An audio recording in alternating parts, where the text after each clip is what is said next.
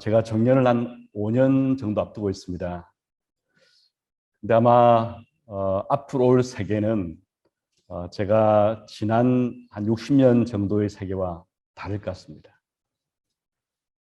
격변 혹은 대격변이라 말이 어, 그 변화를 잘 설명할 수 있을지도 모르겠습니다. 아마 매우 어려운 그 시대가 될 것 같습니다.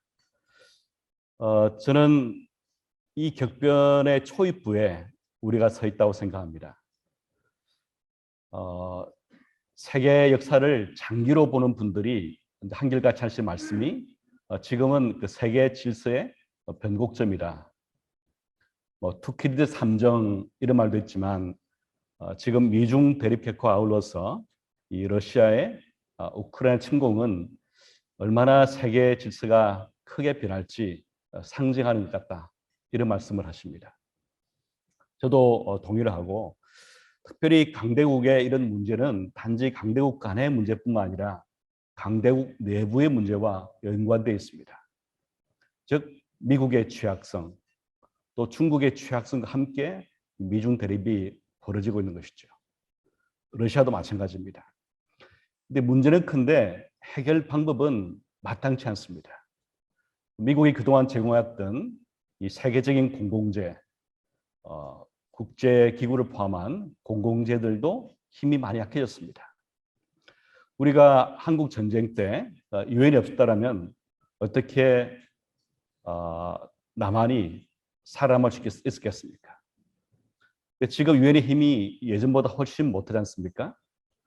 WTO 존재감이 거의 없었습니다. 자, 이런 문제는 우리가 가장 중요하게 생각하고 또 아껴왔던 근본 제도, 즉 자본주의, 민주주의가 과연 얼마만큼 계속 갈 것인지 하는 의문마저 제기하는 시대입니다. 근데 그러다 보니 이 세계 여러 곳에서 세계 질서가 요동치고 있다 하는 말뿐 아니라 심지어 이 전쟁이라는 말까지 언급되고 있습니다. 이 보시는 것처럼 미국 외교위원회는 몇 년 전만 하더라도 상상할 수 없었던 전쟁이란 단어가 이제는 상상의 영역이 아니라 현실이 되고 있다 하는 말을 2020년에 했습니다. 그 뒤 한 2년 정도 만에 실제 우크라이나 전쟁이 일어났던 것이죠. 자, 이런 문제와 아울러서 북한 문제가 있습니다. 이 북한 문제만 이야기를 이렇게 제가 북한이라는 말만 하더라도 가슴이 벅차오르면서 한편으로는 걱정이 됩니다. 제가 81년도에 대학에 입학해서 사회주의 체제를 공부를 해보자 하고 공부를 좀 한 결과 사회주의가 지속 가능하지 않다 하고 생각했습니다. 그래서 이 체제가 앞으로 자본주의로 바뀔 것인데 이제 그런 때가 되면 이 남북 통일도 이루어지겠다 하고 생각해서 이 사회주의를 연구하고 또 나중에 이 통일을 연구하자 해서 이제 이 북한 공부를 시작이 되었습니다. 그때가 아마 80년대 중반일 텐데 지금까지 얼마나 많은 시간이 지났습니까? 그래도 북한 문제는 계속 남아있고 아마 더욱 악화된 것 같습니다. 우리는 대격변의 시대에 이 북한 문제까지 떠안고 있습니다. 그런데 이 북한 문제는 남남 갈등의 가장 중요한 진원지입니다. 제가 1991년에 유학을 갔었고 96년에 학위를 받았고 영국에서 교수를 하다가 2003년에 귀국했습니다. 이 공항에 비행기에서 한국을 바라보면서 공항에 내릴 때 좀 가슴이 참 벅찼어요. 왜냐하면 영국에서는 교수를 하지만 북한 연구를 제대로 할 수 없습니다. 아무래도 관심이 이 러시아 동유럽이기 때문에 이 북한에 전념해서 공부하기 어려웠습니다. 그래서 한국에 오면 제대로 북한을 공부해보자 하는 그런 마음을 품고 왔는데 한국 오니까 이 북한은 연구의 대상이 아니라 이념의 전쟁터였습니다. 이 북한 말만 나오면은 이 가슴이 뜨거운 분들이 서로 머리를 맞대고 싸우는 공간이 북한 문제였습니다. 그래서 2014년에 제가 어떤 신문 설정을 받아서 칼럼을 쓰기 시작했습니다. 어떻게 좀 더 진보와 보수 이런 것 없이 북한 문제를 객관적으로 바라보고 또 한목적적으로 풀 수 있는 그런 방법을 강구하고 사회와 소통해보자 하고 이제 칼럼을 쓰기 시작했습니다. 아마 북한 관련 칼럼으로는 가장 오랫동안 쓰고 있는 칼럼 같습니다. 오늘 아침에도 칼럼이 나왔습니다. 그런데 제가 실패한 것 같아요. 제 칼럼을 쓴 한 8년 기간 동안에 이 남북 문제가 이 진영 논리가 아니라 정말 우리 민족이 가야 할 길을 함께 모색하는 그런 공간이 된 게 아니라 오히려 더 골이 깊어진 것 같습니다. 이렇게 되면은 이 대격변의 시대와 연동이 되어서 우리 한반도가 어디로 갈지도 모르겠습니다. 이 북한 핵 문제는 우리 생존 문제 아니겠습니까? 이걸 풀지 않고 어떻게 해보겠다 하는 그런 분들이 계시면 저는 어떻게 하고 물어보고 싶습니다.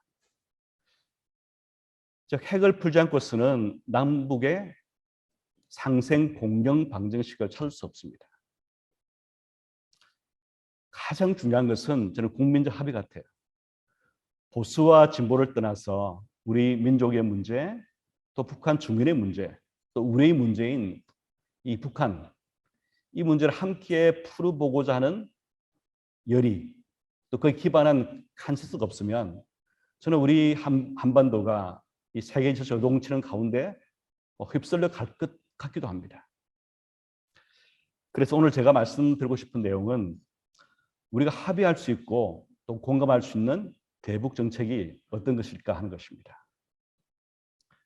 저는 먼저 좀 장기로 보자 하고 말씀을 드리고 싶습니다. 사실 장기적인 합의는 좀 쉽거든요. 단기 문제보다는 우리가 높은 곳에 올라가면은 바라볼 때 밑에 있는 세상이 좀 평화롭게 보이잖아요, 그죠? 그래서 한번 장기를 보면서 우리가 어떤 목적지를 추구할 것이냐, 남북 관계에서 그걸 한번 이야기해 보고 싶습니다. 어떤 분들은 장기로 가더라도 따로 살자, 즉 현상 유지가 최선이다 이런 분도 계신 것 같아요. 어떤 쪽에서는 통일을 해야 한다 하고 주장하십니다. 우리는 어떤 길을 가야 할까요? 어떤 길을 장기적 목표로 삼아야 할까요? 저는 오늘 중장기적으로는 이 경제 통합, 이 통합을 목표로 삼자 생각합니다. 이 통합이라는 것은 통일 전 단계로 볼 수 있습니다. 다시 말씀드리면 경제 통합을 통일로 하는 징검다리 혹은 디딤돌로 삼아서 이 통합을 거쳐서 통일로 가자 하고 제안하고 싶습니다. 지금 통일을 내세우면은 말씀드리겠지만 또 이런 문제가 발생합니다. 그럼 우리 국민들은 어떻게 생각하고 있느냐? 서울대 통일평화연구원이 2007년부터 계속해서 우리 남한 주민의 통일 의식을 조사하고 있습니다. 그 설문 중에서 이 남북한 통일이 얼마나 필요하다고 생각하는지 물어보는 설문이 있습니다. 그런데 작년에 이 설문 역사상 처음으로 통일이 필요하다는 응답이 절반 이하로 떨어졌습니다. 한 10명 중에 4명 정도가 필요하다고 생각하시고 6분은 필요하지 않거나 관심 없다, 반반 정도로 답합니다. 특히 잘 아시겠지만 20 혹은 30 나이 세대, 즉 2030이라 부르는 세대는 통일 지지도가 훨씬 낮습니다. 20대는 한 10명 중에 3명 정도만이 통일을 지지합니다. 그러면 장기로 가게 되면은 이런 분들이 더 많아지면서 이 통일의 동력이 사라지겠죠. 우리 국민 스스로가 남한 주민들이 통일이 왜 필요하냐 이렇게 물어보는 거죠. 그뿐만 아니라 이 보수 쪽에서도 통일을 반대하는 목소리가 더 높아진 것 같아요. 저는 저를 빙자한 가짜뉴스를 보고 깜짝 놀랐습니다. 2019년 1월 초부터 저를 빙자해서 제 이름과 직함을 빙자해서 한반도 통일이 그렇게 해도 지상 명제인가 하는 가짜 뉴스를 대량 살포하는 분들이 계신 것 같아요. 내용은 뭐냐면 통일은 절대 하면 안 된다. 이 독일을 경우로 보더라도 월급 절반을 떼줘야 되기 때문에 이 통일하면 절대 안 된다는 이런 뉴스들이 이런 SNS 가짜 뉴스가 보수층, 고연령층 중심으로 유포되고 있습니다. 아마 이 자리에도 많은 분들이 뭐 단톡방이나 다른 곳에서 이런 걸 봤을 거예요. 가짜 뉴스입니다. 이제 그런 분들한 보내신 분들한테 이 가짜 뉴스라고 확실히 말씀해 주시면 좋겠습니다. 2019년 1월에 제가 미국에 가 있습니다. 회의를 하고 호텔에 들어왔는데 어떤 분들이 여러분들이 저한테 이걸 보내시면서 제가 쓴 걸 맞냐고 물어보셔요. 보니까 황당하기도 하고 가짜 뉴스예요. 그래서 하루 종일 회의를 하고 밤에 호텔 들어가서 밤새도록 이 가짜 뉴스를 지우기 시작했습니다. 오늘도 지웠습니다. 어떤 분들은 고발하라고 그러지만 제가 SNS까지 고발해서 우리 뭐 국가에서 들여다보는 걸 원치 않기 때문에 아직까지 매일 지우고 있습니다. 이런 것들이 우리 국민의 합의를 막는 가장 문제입니다. 가슴은 뜨겁죠. 어떤 분들은 통일 절대 하지 말자 그러고 어떤 분들은 해야 한다 그러고 어떻게 할까요? 현상 유지 옵션은 뭐냐면 물론 편해 보이죠.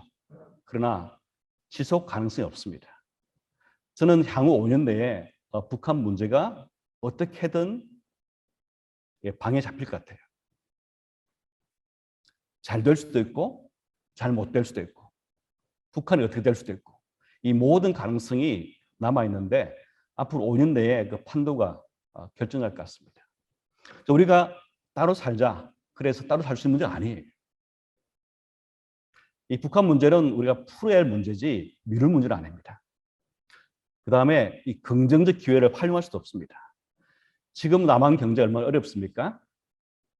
이 혁신의 시대에 얼마나 우리가 혁신을 할 수 있습니까? 근데 이 북한 문제가 풀리게 되면은 남한 경제도 따라서 크게 혜택을 받습니다. 즉 긍정적 기회를 활용할 수 없는 거죠. 즉 쉽게 말씀드리면 북한 문제는 정말 잘 되면 어떤 분들이 말씀하신 것처럼 대박이고 정말 잘못되면 뭐 재앙 같은 겁니다. 하지만 우리가 이게 선택할 수 있는 건 아니에요. 즉 재앙이니까 하지 말자 해서 안 할 수 있는 것도 아니에요. 따라서 우리가 어떻게든 현상 유지를 넘어서서 이 문제를 풀고 가야 됩니다. 어떤 분들은 통일을 하자 이렇게 말씀하십니다. 저도 그렇게 되기를 바랍니다. 첫 번째 문제는 이 북한의 수용성 문제입니다. 우리 통일한다 그러면 당연히 우리 남한 주민은 자본주의 또 민주주의 기반한 통일 아니겠습니까? 근데 북한이 이걸 받아들이겠습니까? 근데 그러면 결국 흡수 통일인데 흡수 통일은 특히 급진 통일은 매우 높은 비용을 유발합니다. 그런데 어떤 정부에서는 이 통일을 말씀을 하시면서 별 정책 내용이 없어요. 그럴 수밖에 없죠. 따라서 통일을 주장하게 되면은 우리 대북 정책이라는 것은 이 북한이 붕괴할 경우에 대비한 컨틴전시 플랜입니다. 그걸 정책이 아니에요. 정책은 우리가 바람직한 목표를 두고서 그걸 추구하는 거 아니겠습니까? 근데 통일을 하자 그러면은 그는 이제 북한이 붕괴할 때 기다려서 흡수하자는 거니까 컨틴전시 플랜입니다. 이 정책과 이 플랜 B를 구분을 못 하신 거죠. 그래서 저는 이 경제 통합을 우리가 통일로 하는 중간 다리로서 생각하자 생각합니다. 왜냐하면은 이 남북 모두가 경제적 혜택을 누립니다. 이 북한은 급속 성장할 것이고 남한의 편익도 매우 큽니다. 영구적 비핵화에 기여할 수 있습니다. 즉 북한이 21세기 시각으로 북한의 미래를 보는 거죠. 이 경제 통합을 통해서 이 북한이 핵을 갖지 않고서도 살 수 있다는 길을 찾게 되면은 이 지금 상태에서 이 비핵화를 하지 않고 계속 버티는 것이 얼마나 비용이 큰 것인가를 알게 되겠죠. 그리고 장기적으로는 저는 통일로 가는 바람직한 길을 열어주는 생각합니다. 그러면 이 경협과 통합, 통일이 얼만큼 효과가 있을까? 경제적으로. 어떤 분들은 이 남북한이 경협하면 대박이다. 이런 말씀하신 분 계세요. 좀 지난 정부에서 그런 말씀을 하신 분 계시던 것 같아요. 그런데 이 북한의 경제 규모는 남한의 경제 규모에 비해서 정말 미미합니다. 남한의 광주 광역시의 절반 정도밖에 안 됩니다. 북한 GDP가 한 20조, 대한민국 2천조 아니겠습니까? 1%. 그래서 이런 작은 경제 규모와 남한이 경협하면은 남한의 편익이 커진다. 산수가 안 되는 분들 많습니다. 그거 될 수가 없어요. 그러면 통일은 대박이냐? 그 조건적으로 할 때만 대박입니다. 즉 경제 통합을 통해서 점진적으로 통일하게 되면 대박될 수 있는데 이걸 거치지 않고 바로 통일되면은 쪽박 중에 대쪽박입니다. 좀 이따가 간단하게 말씀을 드리겠습니다. 그 대박은 뭐냐면 통합 대박입니다. 우리가 북한 경제와 유럽연합처럼 경제를 서서히 통합해 나가면 이 북한 경제는 1년에 연 13%까지 성장할 수 있습니다. 이제 그러면 남한이 그 편을 누리겠죠. 이 북한의 자본이 들어가고 또 사업계가 생기게 되고 또 우수한 인력들이 북한에 들어가서 북한을 개발하면서 얻는 이익도 있고 또 어떤 면에서는 남한에서 해볼 수 없는 그런 첨단 산업의 그 테스트 필드로서 북한을 활용할 수 있습니다. 우리 남한 내부에서는 지금 기술이 부족한 게 아니라 기득권 때문에 첨단 기술을 시험할 수 없잖아요. 근데 북한은 어떤 면에서 아무것도 없다는 게 이점입니다. 즉 새로운 산업, 첨단 산업을 실험해 볼 수 있고 그 실험을 통해서 남한에 다시 그 결과를 받아가지고 발전할 수 있는 방안도 있습니다. 여하튼 이 통합이 되면 남한 경제가 북한의 급선제 때문에 1년 한 0.7, 0.8%포인트 추가 성장합니다. 그 남한이 지금 현재 2% 성장한다 그러면 이 북한 때문에 한 30년 정도 간에 0.7, 0.8%포인트 추가 성장한다고 하죠. 이게 아주 큰 기회 아니겠습니까? 그래서 우리 통일 그럴 때 반드시 통일의 두 종류를 구분할 필요가 있습니다. 이 점진 통일과 급진 통일입니다. 이 급진 통일은 독일식입니다. 경제 통합과 정치 통일이 동시에 이루어질 경우고 우리가 퍼수 추구했던 통일은 이 점진적 통일입니다. 경협을 하고 경제를 통합시키고 통일로 가는 게 이 좋은 통일입니다. 그러면 경협이 왜 필요하냐? 이 경협은 통합의 문을 열기 때문입니다.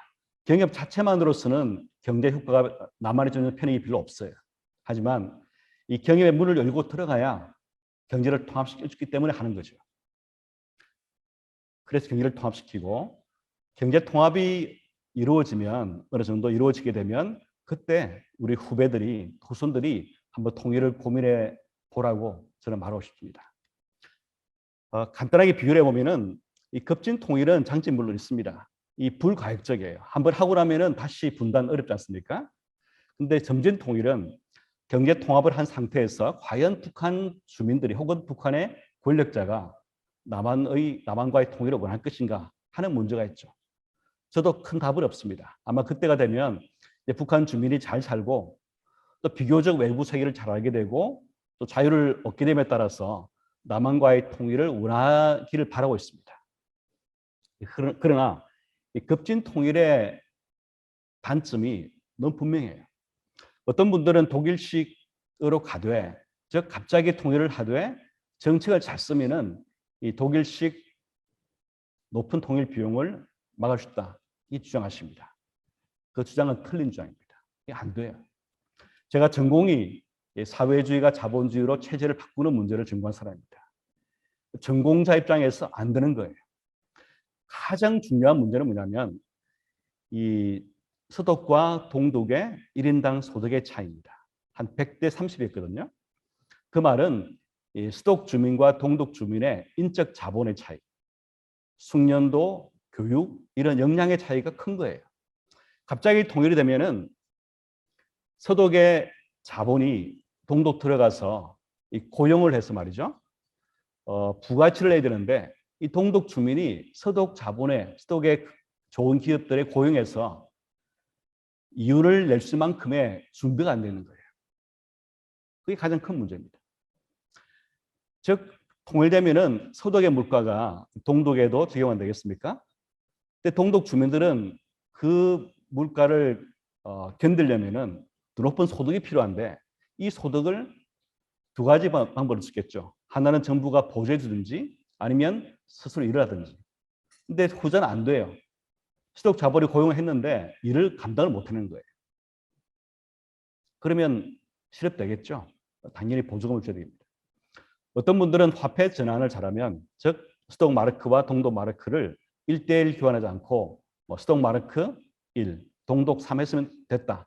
아주 그것도 나이브한 생각입니다. 즉 화폐 전환율에 1대1 교환한 이유는 물론 정치 이유가 많죠. 하지만 동독 마르크를 고평가해서 화폐 교환해 주지 않았으면 다른 형태의 보조금이 더 들었을 겁니다. 실업 보조금, 연금 등을 더 줘야 했을 겁니다. 따라서 이 본질적인 문제는 동독과 서독 주민의 인적 자본의 차이입니다. 그런데 그래도 동서독은 인구 비가 4대 1이었습니다. 즉 서독 주민 4명이 동독 주민 1명을 부양하는 꼴이었습니다. 그 다음에 소득의 차이도 100대 30 아니겠습니까? 근데 남한과 북한은 인구 비가 2대 1입니다. 남한 주민 2명이 북한 주민 1명 부양해야 되는데 소득의 차이는 100대 2.7입니다. 즉 간단한 산수로도 이 서독이 동독에 준 보조금, 그동안 한 3,000조 원을 줬거든요. 보조금으로. 이 3,000조 원보다 훨씬 더 큰 돈이 들어갈 수 있다고 생각합니다. 감당할 수 있겠습니까? 그 다음에 이제 여러 가지 또 이유가 있지만 사회 통합 문제도 나중에 간단하게 말씀을 드리겠습니다. 즉 급진 통일은 이 리스크입니다. 어떤 코스트를 지불하고서라도 통일을 하자 하는 것은 물론 의지라든지 이런 면에서 평가를 하지만 그걸 정책으로 추진하게 되면은 우리가 감당 못할 경제적인 사회적 코스트를 지불할 수 있습니다.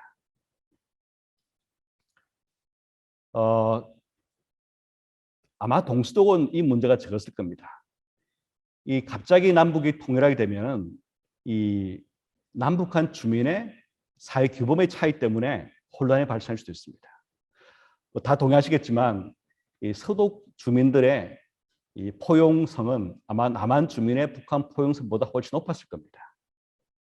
그래도 다 들어보셨겠지만 동독 주민과 서독 주민 사이에 서로 비판들이 많이 있지 않습니까? 남북한은 그게 더 클 거예요. 분단의 기간도 훨씬 길고 말이죠. 이 북한 정권의 억압성을 고려할 때 아마 더 클 거라 보여집니다. 저희들이 경제학 실험을 해봤습니다. 어떤 실험이냐면은 북한이탈 주민을 모으고 또 남한 출신 주민을 모아서 이 가치관을 테스트해봤습니다. 가치관 어떻게 테스트하냐? 돈이 가는 곳에 마음이 가는 거죠. 그래서 경제학자들은 냉철하니까 이 돈을 준 다음에 이 돈을 다른 사람과 익명의 사람과 얼마나 나누는지를 관찰합니다. 돈을 10만 원씩 드리고 이 10만 원 중에 일부를 다른 분에게 드려줬고 아니면 전부 주줬고 아니면 전부 다 가지도 그만이다 하는 상황을 만들어 두고 얼마를 주는지를 관찰합니다. 근데 아무도 모릅니다. 자기만 알아요. 그걸 한계를 만들어 오는 거죠. 얼마를 주시겠습니까? 10만 원을 진짜 돈을 받으신 거예요. 그러면 10만 원 중에서 얼마를 다른 사람, 즉 내가 모르는 누구에게 주는가 하는 것을 이제 관찰한 겁니다. 그러면 북한이탈 주민과 남한 출신 주민 사이에 어떤 그룹이 상대방에게 더 많이 줄까요? 시간이 없기 때문에 결과를 말씀을 드리면 북한 이탈 주민은 거의 절반 정도를 줬습니다. 남한 출신 주민은 2만 원 줬습니다. 2만 원, 20%. 20% 주는 것은 세계 공통입니다. 미국도 그렇고 유럽도 마찬가지고 실험한 결과 거의 20%는 양심의 비용으로 생각하고 10만 원 받았지만 2만 원 주고 와야지 마음이 편하다 생각하는 분들이 많아요. 흥미로운 것은 학부 때 전공을 경제학 공부한 사람은 잘 안 줍니다. 그래서 이를 실험할 때는 학부 전공자가 경제학, 경영학 이런 분들은 실험 결과를 오염시키기 때문에 배제를 합니다. 저도 배제되는 샘플 중 하나인데요. 근데 북한 주민은 북한 이탈 주민은 50% 주는 거예요. 너무 놀라서 그 다음 해는 남한에 온 지 6년 지나고 남한 대학 다니는 이탈 주민 학생들을 찾아갔습니다. 해봤더니만 역시 절반 정도입니다. 분단 70년 동안에 이 남한과 북한 주민의 가치관이 얼마나 다른가를 보여주는 예입니다. 이게 하나 가치관 차이뿐만 아니에요. 이것이 가져오는 사회 통합 문제 있겠죠. 더 나아가서는 이 정치기 문제가 있습니다. 사실 서독과 동독의 통일은 이 정치기 문제 없습니다. 왜냐하면 서독 주민이 통일된 독일의 80% 인구니까 문제가 없었거든요. 인구비가 4대 1이었습니다. 그런데 지금 남한의 인구가 5천만, 북한은 2,500만이면 2대 1 아니겠습니까? 근데 남한의 인구는 지금 절반으로 보수진보 나뉘어졌습니다. 갑자기 통일되면은 우리 헌법에 따라서 북한 주민이 투표권을 가지는데 이 북한 주민들의 표가 카스팅 보트입니다. 진보일지 보수일지 어디로 가겠습니까? 한 번도 민주를 연습해 보지 못한 북한 주민이 통일 한국의 정치 레짐을 결정하는 거예요. 그게 바람직하겠습니까? 시간이 필요하겠죠. 그분들이 민주를 이해하고 어떻게 표를 행사하는 것이 바람직한가를 알 수 있는 기간이 필요하겠죠.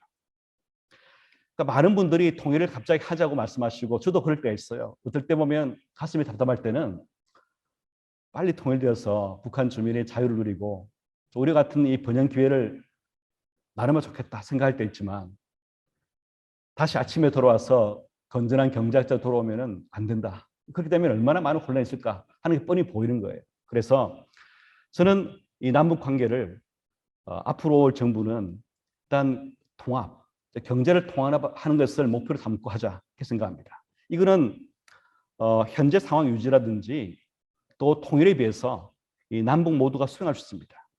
그 다음에 다른 나라, 미국이나 중국이나 이런 나라들도 다 동의하겠죠. 즉 수용성 문제에 아무런 제약이 없는 것이 통합입니다. 그래서 저는 어떤 정부든 간에 장기적으로는 일단 경제 통합을 하겠다. 목표를 삼고 정책을 펴자 하고 생각합니다. 어떤 정책이 있을 것이냐? 단계로 해야 되겠죠. 아마 처음 단계에서는 시장 거래를 북한도 자유화하고 또 북한에서도 기업 경영과 창업의 자유를 주고 또 국제 기준에 부합되는 통계 자료를 발표하고 이런 것이 되면은 이제 남북한이 조그만 단계부터 해서 통합을 실천할 수 있습니다.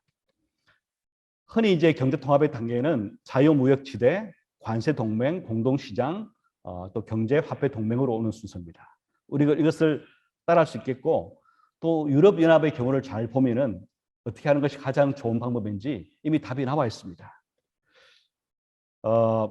처음엔 아마 이 시장부 통합하고 북한 물건들이 남한에 들어오는 것이 자연스러워지고 하지만 남한 물건 중에서 북한 가는 것은 조금씩 자유화하고 왜냐하면 갑자기 남한에 좋은 물건이 북한 가게 되면 북한의 주민들이 남한 물건을 많이 사겠죠. 그럼 북한의 산업 발전 안 되기 때문에 그래서 이 점진적 시장을 통합시키고 그 다음에 자본 이동을 자유화하고 그 다음에 화폐를 통합시키고 이런 수술을 할 수 있겠죠. 유럽과 남북 통합의 차이가 물론 있습니다. 유럽은 통합할 때 유럽 모든 국가들이 다 자본주의, 민주주의 국가였습니다. 근데 북한은 그렇지 않지 않습니까? 따라서 우리는 이 경제 통합의 과정에서 이 북한의 제도가 바뀔 수 있도록 고민해야 됩니다. 그냥 통합하는 것이 아니라 이 통합이 이 북한의 근본 제도의 변화까지 유도할 수 있도록 통합시키는 것이 필요합니다. 근데 그뿐만 아니라 북한 정권 입장에서는 통합이 잘못되면 정권이 위협하다 생각할 수 있겠죠. 근데 그것도 고려할 필요가 있습니다. 방안이 있습니다. 예를 들어서 북한 전역이 아니라 이 특구식으로 특구가 하나가 아니라 여러 개 이런 식으로 확장시켜 나가면 북한 정권에 주는 부담도 줄이면서 이 북한을 변화시키면서 통합할 수 있다고 생각합니다. 즉 정치적 제약, 북한의 정치적 제약과 남북한의 소득의 비대칭성을 고려한 통합 정책이 필요하다고 생각합니다. 그럼 단기는 어떻게 할 것이냐? 이 단기가 항상 문제죠, 그렇죠? 멀리 보면은 동의가 쉬운데 가까이 보면은 이제 문제가 생기는 거 아니겠습니까? 어떤 분들은 단기적으로 우리가 북한 핵 문제는 너무 신경 쓰지 말고 미국이 알아서 한 것이고 우리는 북한을 경협 대상으로 삼자 이런 분이 계세요. 그래서 저는 한마디로 그런 생각은 거의 현실성이 없다고 생각합니다. 이 북한의 핵 국가를 인정받으면 우리에게 주는 제약과 코스트가 매우 큽니다. 이 건너뛰을 수가 없어요. 북한 비핵화는 풀고 지나가는 문제지 이걸 건너뛰어서 미국이 비핵화하고 우리 경협하고 이런 이야기를 하는 것은 전혀 현실 맞지도 않고 바람직지 않은 거예요. 또 북한 입장에서도 핵을 보유한 상태가 되면은 정상 국가가 절대 못 됩니다. 이 북한이 핵 갖고 있으면 미국은 제재를 풀 가능성 거의 0%, 0%입니다. 미국의 제재가 지속되면은 국제기구에 가입 못하겠죠. 북한은 IMF나 월드뱅크 가입 못합니다. 그러면 북한 내에 상업 자본이 들어가기 어려워요. 어떻게 발전할 수 있겠습니까? 결국 북한을 보았으나 또 남한을 보아서 또 동북아를 보았어도 북한 비핵화는 풀어야 할 문제지 건너뛰고 할 수 있는 문제가 아닙니다. 그러면 어떤 분들은 어떻게 풀자는 말이냐, 풀 수 있느냐 말씀하십니다. 첫 번째로 이 제재란 것은 필요합니다. 우리가 북한을 고통 주기 위해서 아니라 이 풀이할 수밖에 없는 핵 문제를 풀기 위한 수단입니다. 하지만 이 제재 만능론, 제재만으로서 모든 것을 풀 수 있다는 것은 아니에요. 제가 2016년 북한의 4차 핵 실험을 한 걸 보고서 칼럼을 썼습니다. 그때가 2016년 1월인데 제재하자 하고 썼습니다. 아무리 생각해봐도 이 제재 이외에 답이 없어요. 그래서 제가 가진 지식을 동원해서 어떻게 제재할 것인가, 경제를 제재하는데 어떻게 할 것인가를 제안을 했습니다. 광물을 막고 또 북한 근로자를 돌려보내고 해외 파견 근로자를 돌려보내고 또 필요하면 이 북한에 들어가는 석유를 막자 하고 제안했습니다. 그게 유엔 안보리 제재에 거의 들어갔어요. 똑같이 들어갔습니다. 사실 북한이 협상 나온 것도 제재 때문이라는 것은 다 아는 사실입니다. 하노이 회담을 보더라도 마찬가지죠. 제재라는 것은 제재가 있는 한 북한은 협상 트랙에서 벗어날 수 없습니다. 제재 때문에 어떤 면에 도발을 못할 수 있습니다. 도발하게 되면 또 제재가 추가될 수도 있고 아니면은 또 다른 동황이 생기기 때문에 그렇습니다.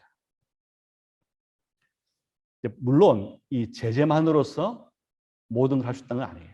하지만 제재를 드러내고 하지 않고 하는 방식은 바람직하지 못합니다. 저는 이 경제적으로도 제재를 왜 해야 되느냐 하고 설명할 수 있지만 또 하나는 김정은 스스로가 이 생존 코드를 밝히겠습니다. 그게 뭐냐면 2013년에 핵 경제 병진 노선입니다. 2013년에 김정은이 핵 경제 병진 노선을 말했을 때 저는 직감적으로 이것은 그의 생존 코드를 알았습니다. 핵을 쥐게 되면 외부로부터 자기를 보호할 수 있고 경제를 쥐면 북한 주민의 불만이 없는 거죠. 그러면 김정은은 핵과 경제를 동시에 쥐고 장기 집권하겠다 이거 아니겠습니까? 생존 코드입니다. 그러니까 제 전략은 핵 경제 병진 노선을 핵 경제 상충 구조로 만든 것이었습니다. 핵을 쥐면 경제가 망가지고 경제를 원하면 핵을 버리라는 것이었습니다. 어느 정도 성공했습니다. 지금까지는 그렇게 왔습니다.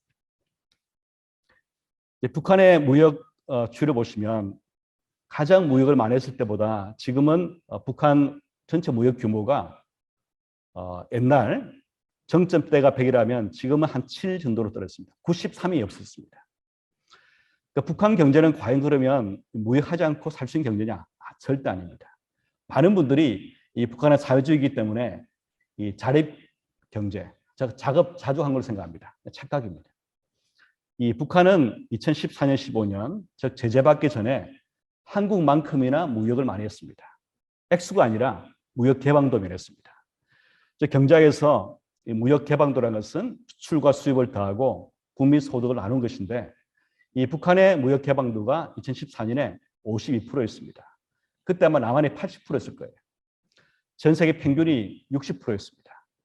북한은 전 세계 평균만큼이나 무역에 의존을 한 나라였습니다.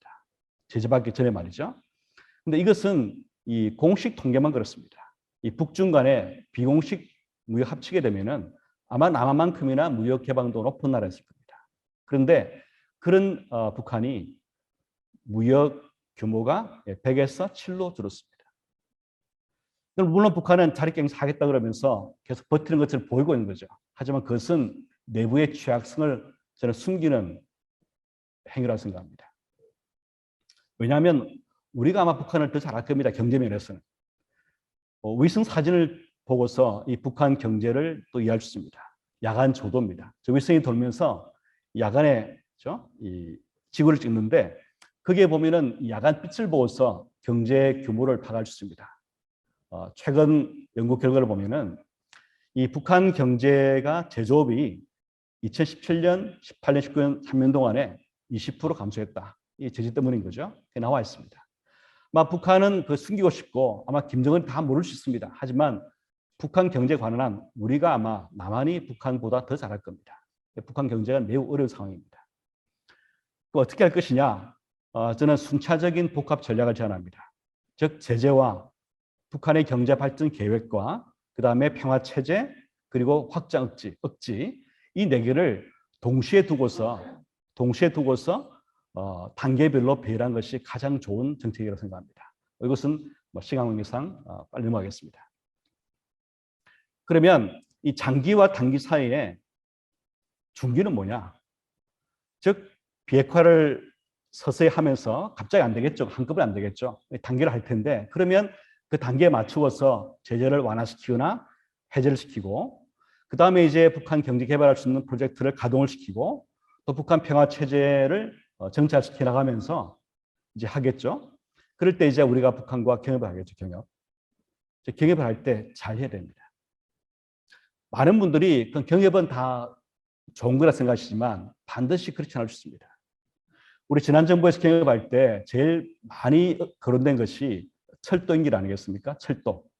근데 과연 북한 철도가 얼마나 필요할까요? 어떤 분들은 이 경부 고속도로가 남한 경제를 발전시킨 것처럼 북한 경제 성장의 보틀넥은 이 도로, 철도, 에너지 부족이라고 생각합니다. 맞지만 또 틀린 말입니다. 왜 틀냐면 말은 많은데 경제학적으로는 it does not make sense입니다. 의미가 없어요. 쉽게 말씀드리면 북한 경제가 발전 못하는 것이 철도와 도로가 없기 때문입니까? 북한의 철도와 도로 위를 달릴 물건들을 만드는 기업이 없기 때문입니까? 당연히 기업이 없는 거죠. 기업이 그죠? 한국은 그 당시 경부 고속도로 만들 때에 기업이 넘쳐났습니다. 물동량이 많았죠. 근데 도로가 없어서 그게 보틀렉이었습니다. 근데 북한의 보틀렉은 도로나 철도가 아니라 기업이 없는 겁니다. 왜 없습니까? 기업 경영과 창업의 자유를 주지 않으니까 기업이 있어도 안 돌아가는 거죠. 국영기업이 돌아가겠습니까? 그게 근본 문제 아니겠습니까? 그러면 우리가 해야 하는 경협은 도로나 철도가 아니라 북한의 기업이 만들어지도록 자극하는 경영입니다. 구체적인 이야기는 말씀 못 드립니다만 그런 생각을 해야 될 필요가 있겠죠. 또 북한에 에너지를 준다. 전기를 준다. 자, 그러면 북한 정권이 thank you so much. 전기 고맙습니다 하고 어디에 전기를 배분하겠습니까? 지금 북한 정권으로 볼 때는 아마 전기를 받으면은 새로 생겨나는 사유 기업, 사형 기업에게 전기를 주기보다는 아마 지금 가장 비효율적인 국영 기업에 전기를 줄 거예요. 그럼 북한 사회주의를 연장시키는 꼴 아니겠습니까? 경협을 어떻게 할 것이냐 하는 것은 전략이 필요합니다. 스마트하게 돼요. 근데 그동안 우리 정부를 보면은 경협을 다 좋은 거니까 그냥 아무 생각 없이 이런 경협 저런 경협들을 이야기한 것 같아요.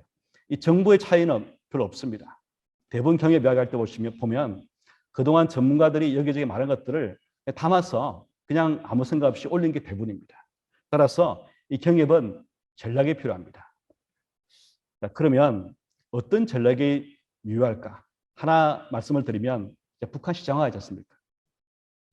이 북한 주민의 70% 이상이 시장에서 먹고 삽니다. 실제 공식 직장에 가는 분들은 50%밖에 안 되고 시장을 통해서 먹고 사는 사람도 훨씬 많습니다. 그리고 소득을 보면은 한 달 직장 가서 일하게 되면은 월급을 한 3,000원 받습니다. 근데 북한에 지금 장마당 환율이 1달러 7,000원 정도 합니다. 한 달 직장 가서 일해도 50센트밖에 벌지 못합니다. 근데 북한의 4인 가족이 생활하려면 한 달에 40불 정도가 필요합니다. 근데 가장이 직장 가서 50센트밖에 벌지 못하는 거예요. 어떻게 삽니까? 못 살죠. 그 나머지 대부분을 시장 활동을 통해서 벌충합니다. 시장 활동이 대부분 소득입니다. 사실. 거의 90% 이상입니다. 어떤 분들은 밀수하시고, 어떤 분들은 제가 만난 어떤 부인은 탄광에서 일했습니다. 탄광 일하니까 탄 있지 않습니까? 탄을 훔쳐서 집에서 엿을 팔기도 했습니다. 밀수하는 그 어떤 남편은 중국에서 학용품이나 이 화장품 밀수하고 그 아내가 받아서 북한에서 팔고 이런 식으로 살고 있었고요. 선생님들은 과외를 하고 과외, 또 집안에 도우미도 많이 있습니다. 환전하는 사람들, 복덕방도 있습니다. 이런 식으로 북한의 시장은 많이 되어 있거든요. 물론 지금은 제재와 코로나 때문에 많이 위축이 되었습니다. 그런데 더 중요한 것은 이런 시장화가 이 북한 주민의 가치관을 변화시키는, 의식을 바꾸는 거예요. 옛날 북한 주민은 이 배급을 받았기 때문에 배급이 오는 곳이 위에서부터 왔습니다. 지금 북한 주민은 위에서부터 오는 배급으로 사는 사람들 별로 없어요. 대부분 사람은 자기가 시장에서 벌어서 먹고 살고 있습니다. 또 시장에서 식량 구입하고 있어요. 어떻게 가치관이 변하겠습니까? 이게 중세에서 근대로 유럽이 변화된 것과 비슷합니다. 즉 상업사회가 도래된 겁니다. 북한의 상업사회. 이 상업이라는 것은 가치관을 바꿉니다. 어떤 가치관이냐면은 호모 에코노미쿠스, 경제하는 인간입니다. 예전에 북한 주민이 이 주체 사상의 인간이라면 지금 북한 주민은 경제하는 인간입니다. 지금 북한 주민의 가장 중요한 고울은 잘 사는 겁니다. 어떤 사람들은 집이 한 칸 있는 조그만 집입니다. 이분들은 북한으로 옮겨가고 싶어하고, 또 어떤 사람은 세 칸 옮겨가고 싶어하고, 또 제가 간접적으로 들은 사람 이야기는 외국에 출장 간 북한의 고위 관료가 출장 가서 출장 일을 본 게 아니라 어떻게 북한 돌아가서 비즈니스를 잘 건지 그 아이템을 찾기 위해서 돌아다녔답니다. 이런 식으로 북한이 엄청 변했거든요. 그러면 이제 북한 주민은 누구에 충성할까요? 경제일까요? 김정은일까요? 아마 반반일 겁니다. 지금 북한 주민은 호모 에코노미쿠스, 즉 이 정치적으로는 김정은 통치를 받아들이지만 경제적으로는 우리 삶에 개입하지 마라. 우리가 알아서 먹고 살겠다. 이것이 아마 솔직한 북한 주민의 심정일 겁니다. 자, 이런 변화가 북한의 근본적 변화입니다. 이게 어떤 식으로 앞으로 될지에 따라서 남북 관계가 많이 달라질 겁니다. 그럼 실제 증거가 있느냐? 있습니다. 북한 이탈 주민 대상으로 해서 이 자본주의를 얼마나 지지하는지를 측정을 해봤습니다. 남한 출신 주민을 모으고 북한 이탈 주민을 모아서 비교를 해봤거든요. 이 자본주의가 뭡니까? 자본주의라는 것은 이 경쟁을 선호하고, 그 다음에 성과에 따라서 월급 받고, 그 다음에 사유, 국유보다는 사유를 지정하는 거 아니겠습니까? 그 정도를 측정해서 합을 내봤습니다. 합계를 내봤습니다. 내보니까 이 그림이 좀 복잡합니다만 가장 자본주의를 지지한 쪽은 당연히 남한 출신 주민이겠죠. 흥미로운 것은 이탈 주민 사이에 뚜렷한 차이가 존재합니다. 북한에서 시장 활동한 사람들은 자본주의를 더 지지합니다. 안 한 사람보다. 얼마나 할까요? 남한 출신 주민의 자본주의 지지도를 100이라고 그러고, 이탈 주민 중에서 이 북한의 시장 활동 안 한 사람들을 0이라 그러면 시장 활동 한 사람들은 자본주의를 그 절반 정도 지지합니다. 즉 100에서 0 사이 한 40 정도 지지합니다. 북한에서 시장 활동하면서 하다 보니까 자본주의가 이것은 자유를 주고 생계 유지할 수 있게 해주고 번영의 기회를 주는데, 그동안 사회주의는 우리에게 준 게 뭐냐 하고 생각하는 거죠. 즉 자생적으로 자본주의적 인간이 탄생하는 곳이 북한입니다. 그러니까 우리가 어떻게 경협할 것인가 것도 답이 나올 수 있겠죠. 그래서 단기는 비핵화, 중기는 경협, 장기는 통합가자 하는 것이 제 생각입니다. 이것은 아마 북한 입장에서도 이 비핵화를 할 수 있는 요인을 증가시켜 줄 겁니다. 즉 경제가 통합돼서 세계 질서에 편입되게 되면은 아마 김정은 입장에서도 우리가 굳이 핵을 가지고 살려고 뭐냐 하고 되돌아볼 수 있습니다. 지금 동굴의 시각에서, 이 동굴에 갇힌 듯한 시각에서 21세기 시각으로 북한을 포기하는 것이 핵 문제를, 이 비핵화를 풀 수 있는 길이기도 합니다. 네. 그러면 남은 시간 동안 제가 좀 빨리 했죠. 제가 그러면 우리 국민들은 특히 이제 이 대북 정책은 정부가 하는 것이고 또 우리가 국민들을 스포트하는 거겠지만 어떤 마음을 가지고 북한을 볼 것인가 하는 겁니다. 저는 30, 30이 좀 이상한데 30, 우리말로 공을 제안하셨습니다. 첫 번째 공정입니다. 저는 우리가 공정하게 북한 주민을 봐야 한다고 생각합니다. 우리가 민족이라는 가치지 않습니까? 이 가치는 물론 마음은 뜨겁지만 크게 보편적 가치는 아니지 않습니까? 그리고 실제 보면은 이 민족의 소망이 통일이다 하는데 응답의 그 비중을 보시면 한 절반 정도만이 동의한다 하고 절반 정도는 아니라고 그래요. 특히 젊은 사람들은 이 민족이라는 걸 가지고 이 통일을 드라이브하는 것에 대해서 크게 동의하지 않고 있습니다. 저는 오히려 이 공정의 시각에서 북한을 보고 북한 주민을 보자고 생각합니다. 공정이 뭐냐?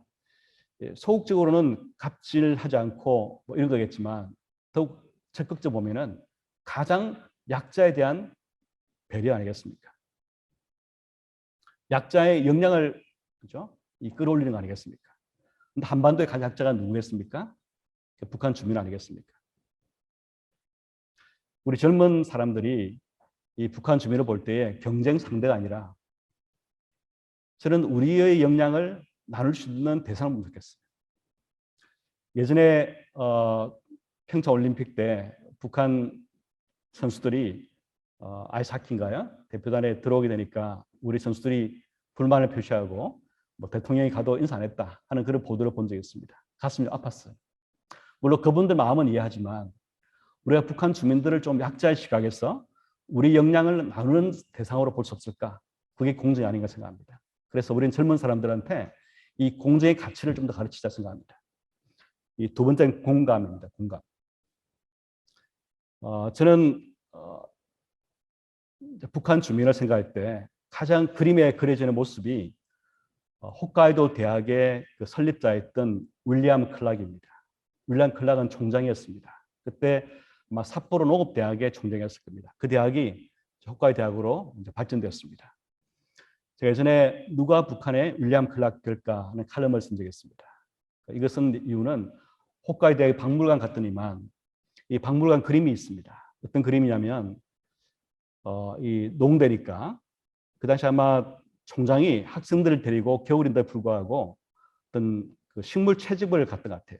산에 말이죠. 근데 겨울이니까 눈이 많이 왔는데 보니까 어떤 나무에 어떤 열매가 있다는 거죠. 그를 채집하자 하고 총장이 이야기하니까 문제는 높아서 아무도 딸 수가 없는 거예요.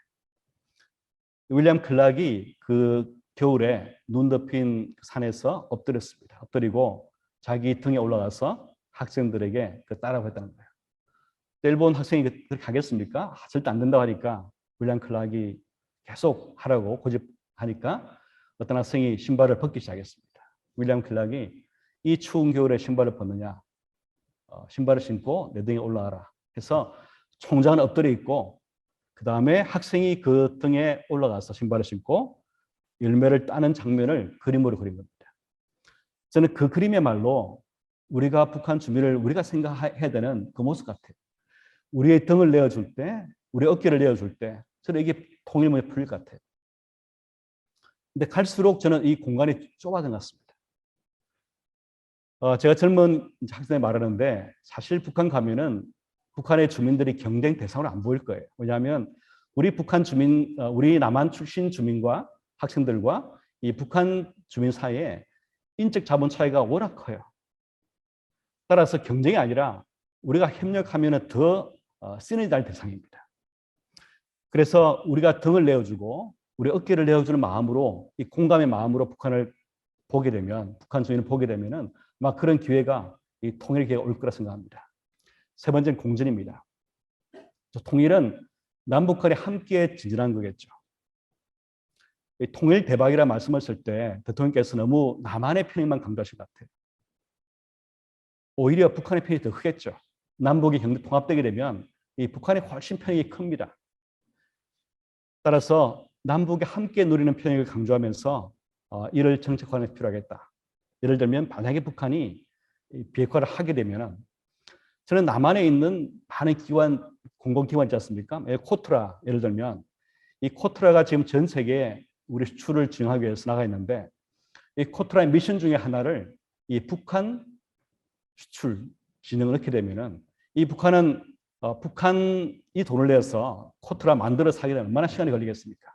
돈이 많이 들겠습니까? 하지만 남한의 기관의 등에 올라서게 되면 얼마나 북한의 개발과 또 경제가 성장이 빨라지겠습니까? 우리가 할 수 있는 게 많이 있어요.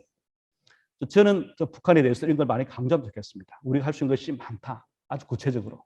그래서 이 북한이 좀 마음을 열고 이 비핵화에 나서기를 바라고 있습니다. 요약을 하면은 장기적으로는 통일을 바라보지만 그 중간 단계로서는 통합을 정책 목표로 삼자. 그리고 단기적으로 비핵화를 해결해야 된다. 방법은 메뉴를 개발해서 하자. 그다음에 중기적으로는 경협을 잘해서 통합으로 열자. 북한의 변화를 유도하자. 그리고 3공을 통해서 우리가 통일을 교육하자. 감사합니다.